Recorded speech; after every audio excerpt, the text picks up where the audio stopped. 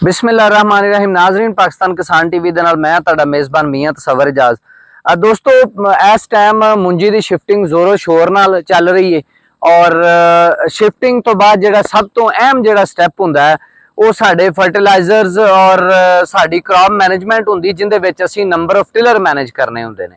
यानी एक बूटे दे विच किन्ने शगूफे ने वो मैनेज करने हुंदे ने, किन्ने शगूफे होने चाहिए ने। इस सवाल का जवाब इस वीडियो च मिलेगा। ज्यादा शगूफे करने लिए असी की कर सकने, इस सवाल का जवाब इस वीडियो च मिलेगा। और किन्ने दिनों तक असी जिहड़ा ना शगूफियां ते वर्क कर सकने आ, इस सवाल का जवाब भी इस वीडियो च मिलेगा।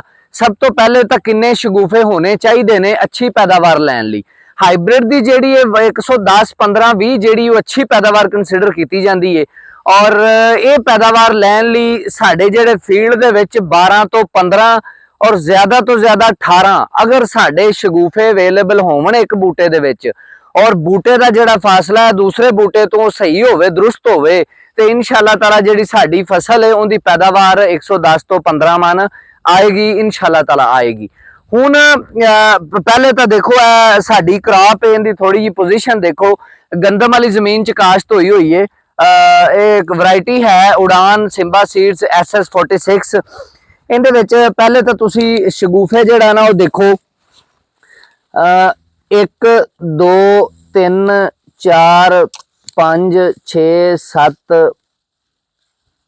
8 9 10 11 12 13 14 15 16 17 18 19 20 21 22 23 24 25 26 27 28 29 30 31 तकरीबन 30 31 शगूफे ने। लेकिन सवाल यह है कि इनदे विचों सानू सिर्फ 15 तो 16 मुंजर ही मिलने ने एक बूटे च। ये बड़ा जरूरी सवाल है कि शगूफा जिहड़ा हुंदा ना, हर शगूफा मुंजर नहीं लैंदा। जेड़ा शगूफा मुंजर लैंदा है, असल च अपना अज सारी जिहड़ी डिस्कशन है उस सवाल दे उत्ते आ कि किहड़े वो शगूफे ने जिहड़े मुंजर लैंदे ने और किन्ने जरूरी ने। ਇਹ ਜਿਹੜੇ 30 ਤੋਂ 31 शगूफे ਤੁਹਾਨੂੰ ਗਿਣਵਾਏ ਨੇ ਨਾ, ਇਹਦੇ ਵਿੱਚੋਂ 16 ਤੋਂ 17 शगूफे ਜਾਂ ਜ਼ਿਆਦਾ ਤੋਂ ਜ਼ਿਆਦਾ 20 शगूफे ਜਿਹੜੇ ਨਾ ਉਹ ਮੁੰਜਰ ਲੈਣਗੇ और ਉਹ ਜਿਹੜਾ ਨਾ ਐਂਡ ਪਾਇਆ ਤਕਮੀਲ ਤੱਕ ਪਹੁੰਚਣਗੇ। और ਜਿਹੜੇ ਮੁੰਜਰ नहीं ਲੈਣਗੇ ਉਹ ਸਾਡੇ ਕਿਸੇ ਕੰਮ ਨਹੀਂ ਹੈ।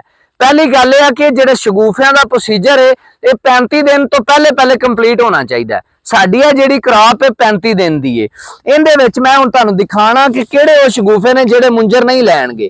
मिसाल के तौर पर एक शगूफा मुंजर नहीं लेगा, यह शगूफा मुंजर नहीं लेगा, ठीक है। उस तो बाद यह शगूफा मुंजर नहीं लेगा, यह शगूफा मुंजर नहीं लेगा। और कुछ बहुत सारे ऐसे शगूफे ने जिहड़े मुंजर लैणगे लेकिन वो मुंजर साडे किसी काम का नहीं होएगा। उनकी वजह यह आ कि जिस टाइम मुंजर लै रहे होंदे ने बूटे, जिहड़े मुंजर पहले शगूफे लै जांदे ने, जिहड़े बराबर पक जांदे ने, उन्हां दा सानूं फायदा हो जांदा है।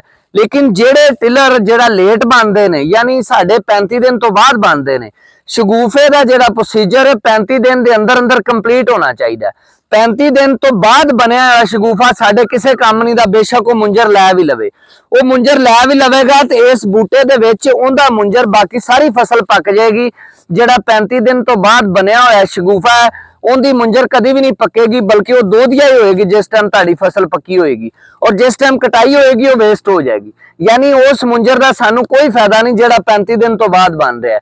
इसलिए जिहड़े मुंजर ने वो साडे लई ही फायदेमंद ने जिहड़े 35 दिन तो पहले सानू मिल रहे हैं और जिन्हां ने बराबर ते पक जाना है और जिन्हां दा साडा पैदावार दे विच शामिल हो जाना है।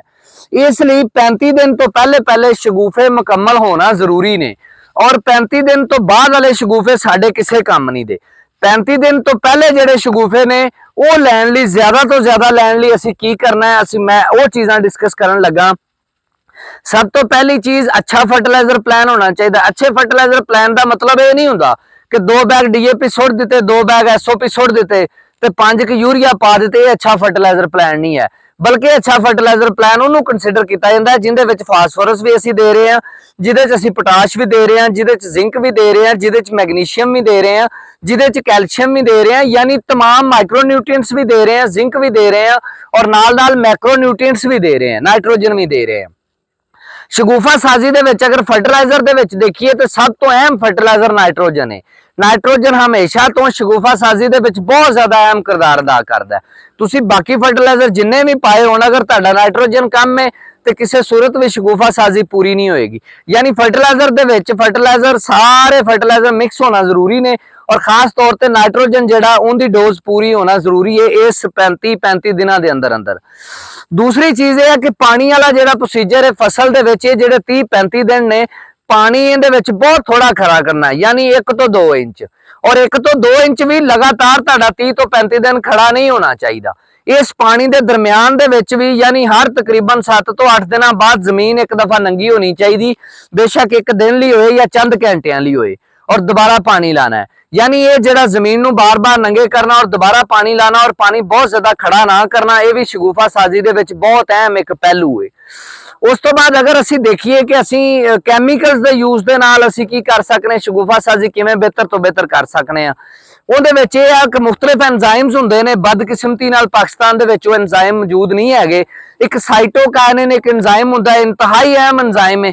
अगर साइटोकाइनिन एंजाइम सिर्फ एक स्प्रे कर दिता जाए ना, तो तुसी अद्धा फर्टिलाइजर भी घटा दो और बाकी सारी अद्धी मैनेजमेंट भी खत्म कर दो, तो फिर भी शगुफा साजी ताड़ी बेहतर हो जाएगी। साइटोकाइनिन एंजाइम एडा अहम एंजाइम है, लेकिन बदकिस्मती है कि पाकिस्तान दे विच अवेलेबल नहीं। बहरहाल पाकिस्तान दे विच फार्मर नूं जो चीज़ां अवेलेबल ने ਉਹ ਅਸੀਂ ਇਨਸ਼ਾਅੱਲਾ ਤਾਲਾ ਇਸਤੇਮਾਲ ਕਰਾਂਗੇ, ਔਰ ਜਿਹੜੀਆਂ ਨਹੀਂ ਅਵੇਲੇਬਲ ਅਸੀਂ ਇਨਸ਼ਾਅੱਲਾ ਤਾਲਾ ਕੋਸ਼ਿਸ਼ ਕਰਾਂਗੇ ਉਹਨਾਂ ਨੂੰ ਅਵੇਲੇਬਲ ਕਰਨ ਦੀ। ਬਹਰਹਾਲ ਵਕਤਨ ਫਵਕਤਨ ਅਸੀਂ ਉਹ ਸਾਰੀਆਂ ਚੀਜ਼ਾਂ ਜਿਸ ਤਰ੍ਹਾਂ ਟਾਈਮ ਗੁਜ਼ਰ ਰਿਹਾ ਅਸੀਂ ਉਹਨਾਂ ਸਾਰੀਆਂ ਚੀਜ਼ਾਂ ਤੇ ਵਰਕ ਕਰ ਰਹੇ ਹਾਂ, ਔਰ ਇਨਸ਼ਾਅੱਲਾ ਤਾਲਾ ਉਹ ਸਾਰੀਆਂ ਚੀਜ਼ਾਂ ਦੇ ਨਤਾਇਜ ਤੁਹਾਡੇ ਸਾਹਮਣੇ ਆਉਂਦੇ ਜਾਣਗੇ।